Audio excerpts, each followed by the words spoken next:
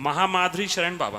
शेरविंद महाराज जी, हम सब साधकों की तरफ से एक प्रश्न है कि कोई भी ब्रह्मचर्य नाश की क्रिया ना करने पर भी कुछ दिनों में ब्रह्मचर्य क्षीण हो जाता है, स्वप्न दोष हो जाता है जी। फिर हम बहुत चिंतित होते हैं, जी। ये क्यों होता है? इससे बचने का उपाय क्या है? स्वप्न दोष होने पर भी क्या हम ब्रह्मचारी हैं? इस विषय में हम जानना चाहते हैं कि हम क्या करें जिससे स्वप्न दोष ना हो। जी, हमने जो परमहंस स्थिति को प्राप्त महापुरुष हैं उन्हीं से बाल्यावस्था में जब घर से निकले थे तो कुछ समय बाद ये प्रश्न किया था। नजबगढ़ स्थान गंगा किनारे है, श्री ओंकारानंद सरस्वती जी उनका नाम था, वो अंतर ध्यान हो चुके। तो उनसे प्रश्न किया था कि महाराज जी, कोई भी शारीरिक काम चेष्टा ना होने पर भी उपासक के शरीर से जो वीर्यपात होता है, क्या उसका ब्रह्मचर्य क्षीण माना जाएगा? यदि क्षीण माना जाएगा तो वो क्यों निकलता है जब उसकी कोई क्रिया नहीं? उसे कैसे रोका जा सकता है?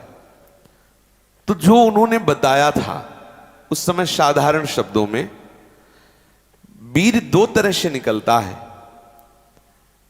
एक तो जो घातक है वो उसी के शरीर से निकलेगा जिसने हस्तमैथुन किया है या गंदी क्रियाएं करके बच्चापन से ही वीर्य को नष्ट किया है।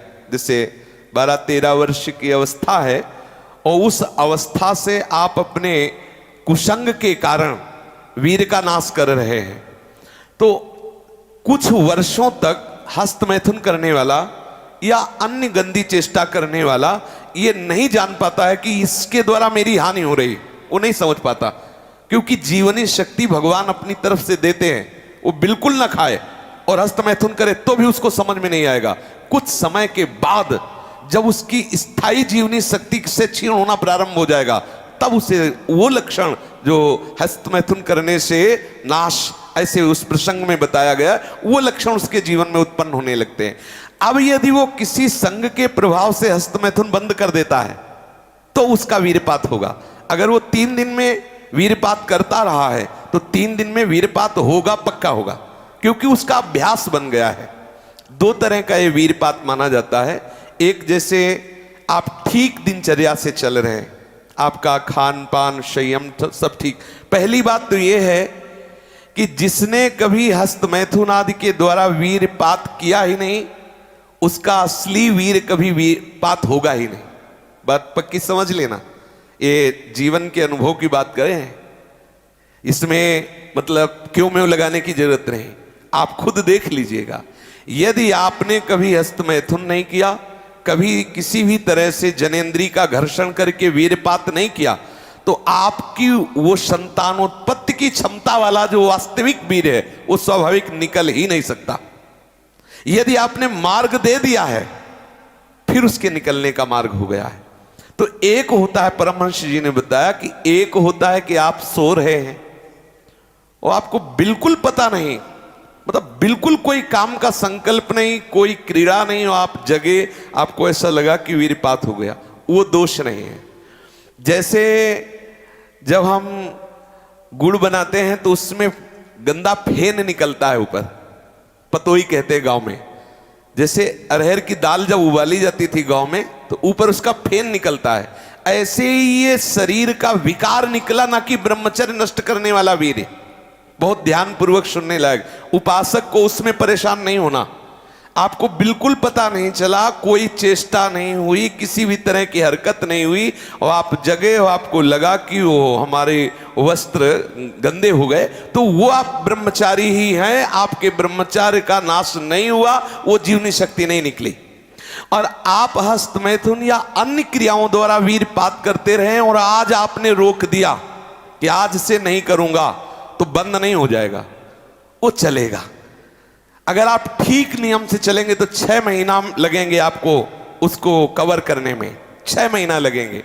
और अगर आपने प्रमाद स्थिति की, वो तो निकल ही जाता है, फिर हमको करने से क्यों मना किया जाता है?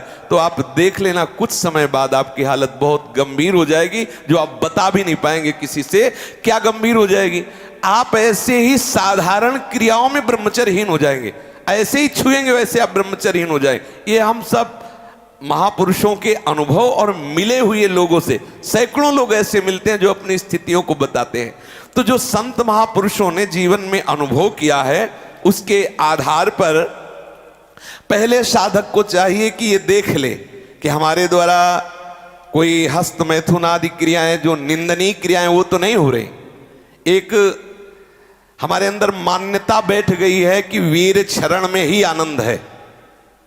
ये साधक को छोड़ना होगा। जिनके दिमाग में बैठ गया है कि वीर क्षरण करना ही, कुछ लोग कहते हैं आप हस्त मैथुन को मना करते हैं और ब्याह हुआ नहीं है तो क्या करे, बलात्कार करे, ऐसे दुष्ट लोग हैं। क्या तुम्हारा जीवन का आनंद केवल इतना ही है? एक भागवतिक विधान है, जब आपका ब्याह हो तो संतानोत्पत्ति के लिए वो मार्ग, तब तक आप ब्रह्मचारी रहे। क्या इतने इंद्रियों के गुलाम हो गए? क्या इतना ही केवल आपने सुख समझ लिया? तो फिर आप देखना कि आगे आपको ये मन किस दशा में पहुंचा देता है। तो जो नव युवक जन है, साधक जन है, वीरपात में यदि उनका कोई स्मरण नहीं रहा और वीरपात हो रहा तो घबराने की जरूरत नहीं। और यदि स्वप्न में आपने स्त्री आदि का संयोग देखा या कोई ऐसी घर्षण आदि क्रिया हुई या कोई ऐसी कामोत्तेजना जनित और फिर आपका वीरपात होता है, तो आपके गंदे विचार और पूर्वाभ्यास के कारण होता है। यह बहुत ही गंदी बीमारी है जो आपको अंदर ही अंदर खोखला करती जाएगी। ये जो शुक्रपात, वीरपात, वीर स्खलन, स्वप्न दोष जिसे कहा जाता है, ये दैहिकी वीरपात और व्याधिकी वीरपात। दैहिकी वीरपात जो स्वाभाविक हो जाता है, उसमें बिल्कुल आपकी हानि नहीं, कोई दोष नहीं। और जो ये व्याधिकी वीरपात है, ये बहुत हानिकारक है, ये आपके जीवनी शक्ति को नष्ट कर देने वाला है, इसलिए इससे सावधान रहें। सबसे पहली बात, ऐसे लोगों का कदापि संग न करें जो हस्त मैथुन करते हैं। जो ऐसे लोगों का कदापि संग न करें जो गंदी तरीके से वीर का नाश करते हैं। वीर संतानोत्पत्ति के लिए शास्त्र आदेश करता है, मनोरंजन के लिए नहीं। ये जीवनी शक्ति है, मनोरंजन का भी भाग नहीं है। पहली बात, इस स्वप्न दोष से निकलने के लिए हस्त मैथुन को पूर्णतया बंद कर दिया जाए। अगर आप सदगृहस्थ भी हो चुके हैं तो कुछ महीने के लिए आप अखंड ब्रह्मचर्य का नियम लें, जब तक आपका वीरपात होना ठीक ना हो जाए। आप वो हानिकारक जो कामोत्तेजना बढ़ाने वाले भोजन हैं उनको छोड़िए, जैसे अत्यधिक नमक, बहुत कड़वी लाल मिर्च, और जैसे बहुत ही वो मीट मसाला आदि जो बहुत ही कड़वा तीखा, ऐसा गरम मसाला, और बिल्कुल गर्मा गर्म भोजन। ये आपके स्वप्न दोष के ठीक होने की बात है। यदि आप स्वप्न दोष से बचना चाहते हैं तो अत्यधिक नमक, बहुत कड़वी मिर्च, बहुत ही वो उष्ण गर्मा गर्म भोजन, बहुत गर्म मसाले से बना हुआ भोजन, और अत्यंत खट्टी चटनी, जैसे इमली की है, कच्चे आम की चटनी है, और मांस। ये जो लोग कहते हैं कि मांस ताकतवर होता है, तुम्हारी चर्बी बढ़ा देगा, ताकत नहीं। ताकत कहते हैं संकल्प शक्ति को। ताकत शरीर शक्ति प्रधानता नहीं होती। संकल्प शक्ति का एक महात्मा पूरे समुद्र को अंजुलि में पी गया। देखो, संकल्प शक्ति, शरीर की शक्ति एक सीमित शक्ति है, संकल्प शक्ति एक महान शक्ति है। जो ब्रह्मचर्य से युक्त होता है उसकी संकल्प शक्ति बढ़ती है। भले आप मांस खा के मोटी चर्बी और आप व्यायाम करके दिखा सकते हैं कि देखो मैं ब्रह्मचर्य क्षीण करता हूं लेकिन बलवान हूं, लेकिन आप आत्मशक्तिहीन है। वो आपका मोटा हो जाना बलवान नहीं है, आपके सुंदर सुंदर मांसपेशियां निकल आना वो बल नहीं है। आप शक्ति, बलवान वो है जो आए हुए आंतरिक वेगों को सह जाए। आए हुए आंतरिक वेग को जो सह गया वही बलवान है। ये जो मछली, अंडा, मांस खाते हैं, ये कभी इस रोग से मुक्त नहीं हो पाएंगे। और जो लोग कहते हैं मैं तो खाता हूं, मेरे अंदर नहीं, विश्वास मत मानना, पक्का झूठा है। वो जो शराब पीता है वो अपने वीर को पवित्र नहीं रख पाएगा। चाहे गृहस्थ हो, चाहे व्यापारी हो, चाहे किसी भी तरह की स्थिति में हो, सावधान हो जाओ, ये शराब आपके जीवन को नष्ट कर देगी। ब्रह्मचर्य में अपने आप एक उन्माद है। आप देखो, जिन बच्चों ने ब्रह्मचर्य क्षीण नहीं किया है उनको देखो कैसे उछलते हैं, कैसे कूदते हैं, बिजली की तरह उनके शरीर में स्फूर्ति होती है, एक उन्मत्तता है, गाते हैं। क्यों? वो उन्माद पैदा कर रहा है ब्रह्मचर्य, आनंद का उन्माद। और जो ब्रह्मचर्य छीण किए होते, मक्खी उड़ाए नहीं उड़ती। आगे देख लेना, खुद आप देख लेना। इसलिए जो लोग ऐसा आपको सपोर्ट करते हो कि आप ब्रह्मचर्य छीण करो, चिंता मत करो, अंडा खाओ पावर होता है, आप मछली खाओ, आप मांस खाओ, आप ये बिल्कुल ऐसे लोगों का संग न करो, कभी ये मत खाओ। जो अधिक खट्टे पदार्थ, अधिक तले पदार्थ, लहसुन प्याज के बने हुए पदार्थ और बासी खट्टा दही, बासी भोजन, तिक्त पदार्थ, भुने हुए सूखे पदार्थ और ये जो खट्टे फल हैं, इनको खाया जाएगा तो स्वप्न दोष नहीं ठीक होगा, क्योंकि ये सब वीर शक्ति का क्षरण कराने वाले, पतला कर देने वाले। आप जैसे बहुत गर्मा गर्म पाइए, बहुत तीखा पाइए, तो आपके अंदर कामोत्तेजना पैदा होगी, आप जान नहीं पाएंगे, चिंतन बनेगा और वीर स्खलित होने का संयोग बन जाएगा।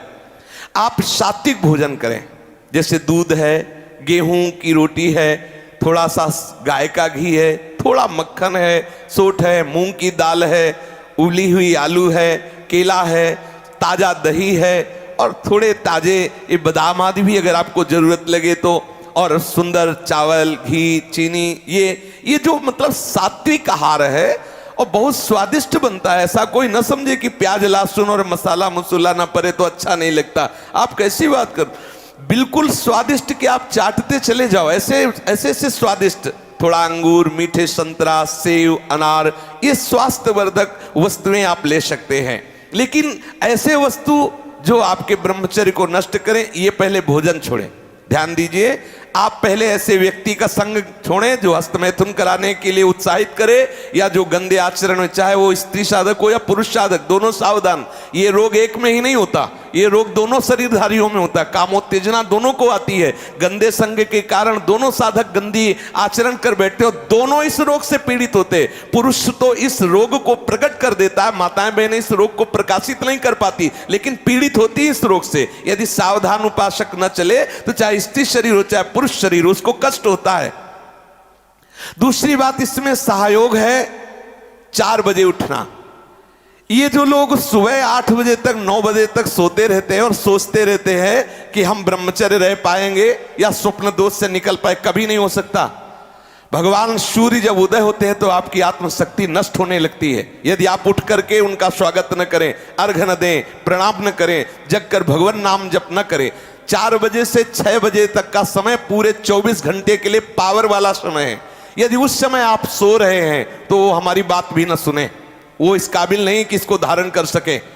जो सुबह 4 बजे से 6 बजे तक सोएगा वो ब्रह्मचारी रह ही नहीं सकता पक्का।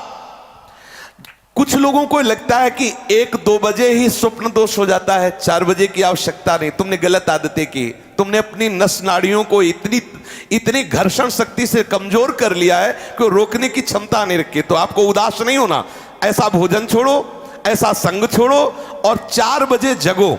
जगने पर तत्काल आप बासी पानी पिए, तांबे के पात्र में रखा हुआ पानी, और 1-2 लीटर पिए।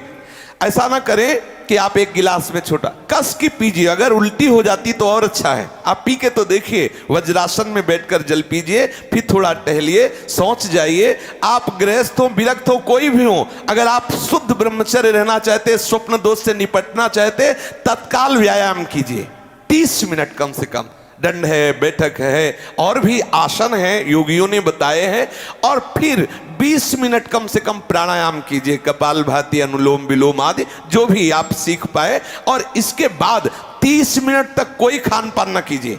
प्राणायाम व्यायाम के 30 मिनट तक ना आप चाय पीजिए ना पानी। चाय तो बड़े बूढ़ों की बात है, आपका शरीर रोगी हो तो चाय की जरूरत क्या है। ब्रह्मचारी अपने आप में इतना चाय होता है कि उसे जरूरत ही नहीं दूसरे किसी गर्म पदार्थ पाने की। तो सुबह 4 बजे उठ करके ऐसी दिनचर्या, प्राणायाम व्यायाम जरूर करें, जरूर। जितना भजन आवश्यक है उतना ये भी आवश्यक है। तो उसके ब्रह्मचर्य को संभलने में 6 महीने लगेंगे। अब ये सावधानी रखे कि जैसे आजकल बहुत बड़ा खतरनाक चल गया है स्मार्ट मोबाइल, इंटरनेट। उसमें क्या है कि बहुत से बच्चे विषय आकर्षण के कारण गंदी फिल्में, जिनमें हमारा शास्त्र आदेश करता है किसी भी पक्षी को भोग करते न देखे। भागवत अन्य शास्त्र भी आदेश करते, कोई भी जीव यदि भोग कर रहा हो तो हम ना देखें, और हम मनुष्यों का भोग देखें उसमें। और हम सोचे कि हमारा आप कोई क्रिया ना करो, केवल गंदे वो भोग संबंधी चित्र देख लो, तो आपके मन में जो संस्कार बन रहे हैं, जो कामोत्तेजक भाव बन रहे हैं, वो आपको ब्रह्मचर्य नहीं रहने देंगे। सोते जागते उठते बैठते आपका वीर स्खलित हो जाएगा।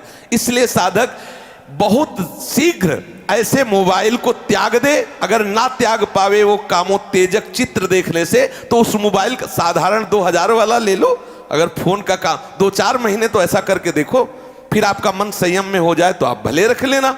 लेकिन अगर आप वो देखते रहे गंदे चलचित्र जो क्रियाएं भोग की कर रहे, तो आपको ब्रह्मा भी नहीं संभाल सकते कि आप ब्रह्मचर्य या वीर शक्ति को रोक सके चरण होने से। और ये बहुत बड़ी गलती हो रही नए बच्चों में कि वो इसको ऐसा करते हैं, मतलब वो एकांत देश में बैठकर। और कभी भी हम इस बात को चर्चा में भी ना लावें।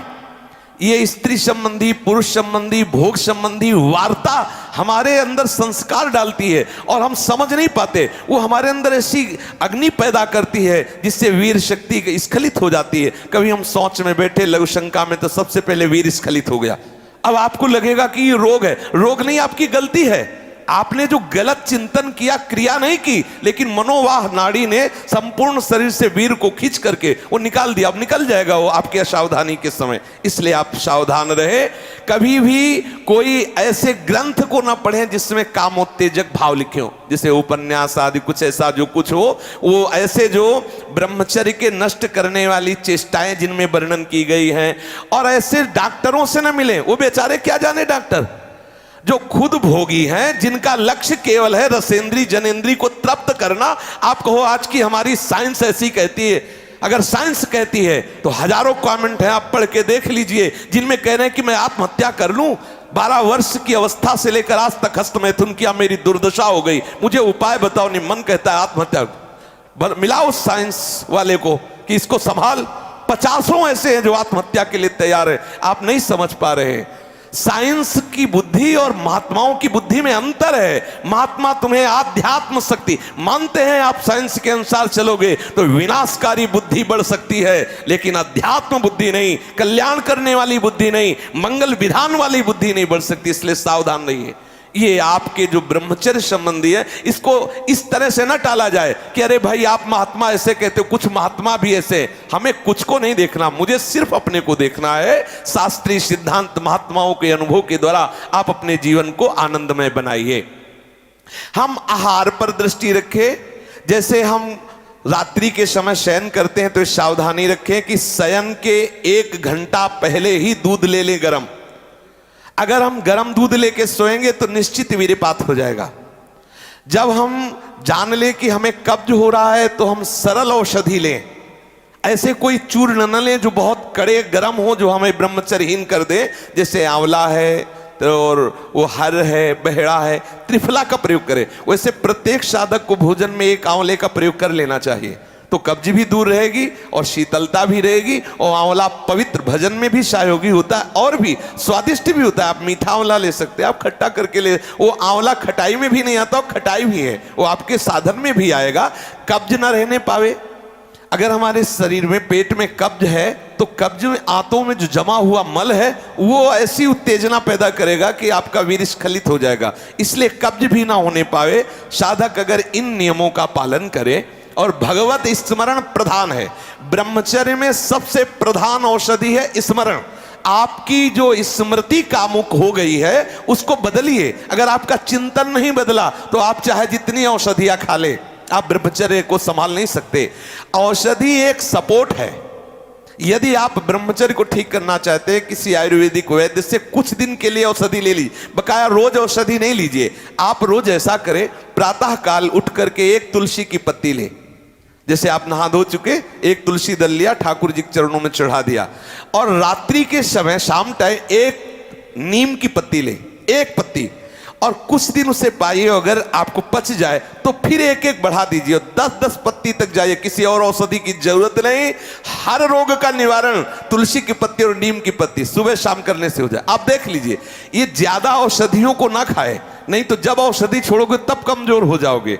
अगर आप बहुत हालत खराब है तो आयुर्वेदिक कुछ ऐसी औषधियां कई महात्माओं ने निकाली है जो आपकी वीर्य को पुष्ट करती है, उनको सहयोग के लिए ले ले और बकाया चिंतन बदले, कुसंग का त्याग करे, भोजन सात्विक रखे और नींद भर ही सोए।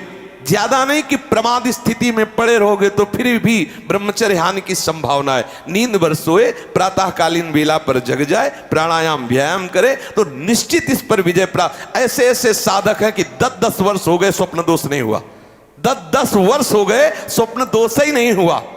ऐसे भी उपासक है हमारे पास है, अपने पास है, 10 वर्ष हो गए स्वप्न दोष ही नहीं हुआ। तो क्या है, उन्होंने संयम किया, वीर जो है स्थगित हो गया, परिपक्व हो गया, धीरे धीरे ऊर्ध्वगामी होने लगता है। आप कभी घबराए नहीं साधक, सावधानी पूर्वक ये जो बातें बताई गई अपने जीवन में उतारे, चाहे गृहस्थ हो चाहे विरक्त हो। वीर ही अमृत है, वीर त्याग ही मृत्यु है, इतना समझ ले। श्री राधा वल्लभ लाल की जय।